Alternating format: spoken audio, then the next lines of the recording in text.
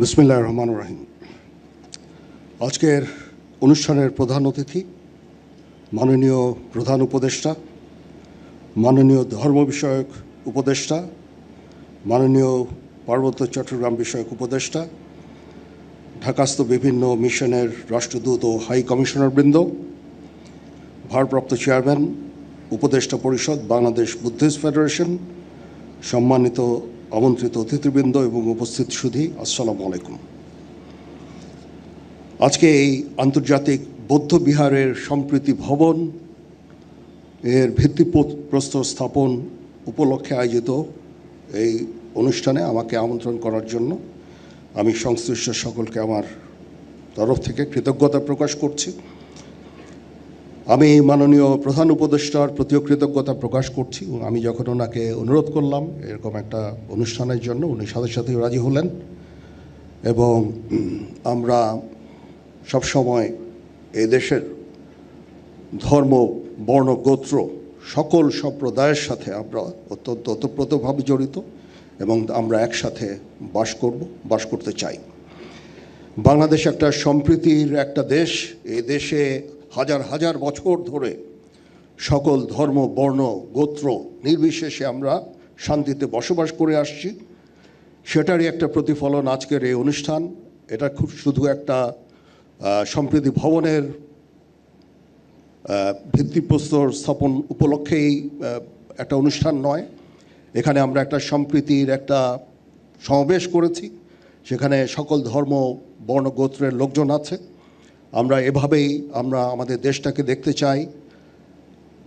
এই গৌতম বুদ্ধের যেই নীতি, অহিংসবাদ, সম্প্রীতি, মানুষের প্রতি ভালোবাসা, হিংসা বিদ্বেষবিহীন দেশ, এটাই আমরা গড়ে তুলতে চাই এবং আমরা চাই সবাই একসাথে এখানে সুন্দরভাবে বসবাস করব।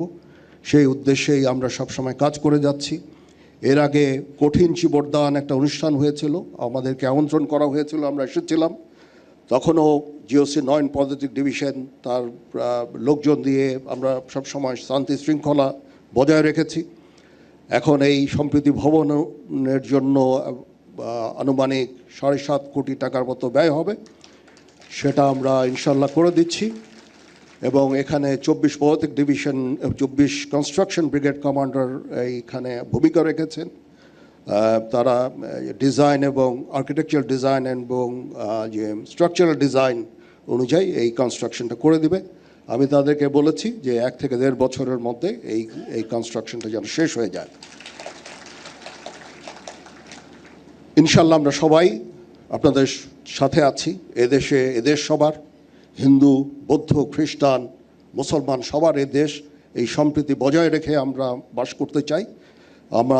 আমি আমার জীবনের একটা বড় সময়, জীবনের শুরুতে যৌবনের একটা বড় সময় আমি চিটাগং হিল ট্র্যাক্সে আমি কাজ করেছি।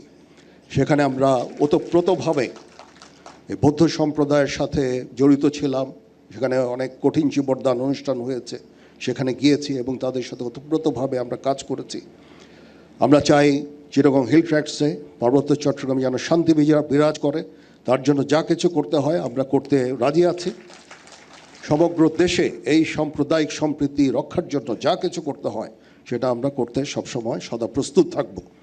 আমি মাননীয় প্রধান উপদেষ্টাকে আবার ধন্যবাদ জানাচ্ছি। ওনার অনেক কর্মব্যস্ততার মাঝেও উনি রাজি হয়েছেন এখানে এসে এবং উনি আমাকে অনুপ্রাণিত করেছেন এই কাজের জন্য। এই জন্য ওনার প্রতি আমি কৃতজ্ঞতা জ্ঞাপন করছি এবং আমরা ইনশাআল্লাহ সবাই মিলে এই দেশ জাতিকে একটা শান্তির জায়গায় নিয়ে যেতে চাই।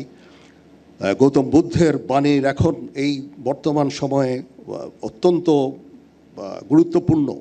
আমরা শান্তির দেশ চাই, শৃঙ্খলার দেশ চাই। আমরা এখানে হানাহানি, বিদ্বেষ চাই না। সবার সমস্ত বিভিন্ন মত থাকতে পারে, কিন্তু অবশেষে আমরা সবাইকে যেন শ্রদ্ধা করি, একে অপরের বক্তব্যকে যেন শ্রদ্ধা করি, মতামতকে শ্রদ্ধা করি। আমাদের নিজস্ব মতামত থাকবে, সেই অনুযায়ী আমরা অবশ্যই কাজ করব, কিন্তু আমরা একে অপরের প্রতি যেন শ্রদ্ধাবোধটা থাকে সেদিকে আমাদের লক্ষ্য রাখা অত্যন্ত জরুরি। সবাই ভালো থাকবেন। আবার আমি কৃতজ্ঞতা জানাচ্ছি সংশ্লিষ্ট সকলকে আমাকে এখানে আমন্ত্রণ করার জন্য। পৃথিবীর সকল প্রাণী সুখী হোক।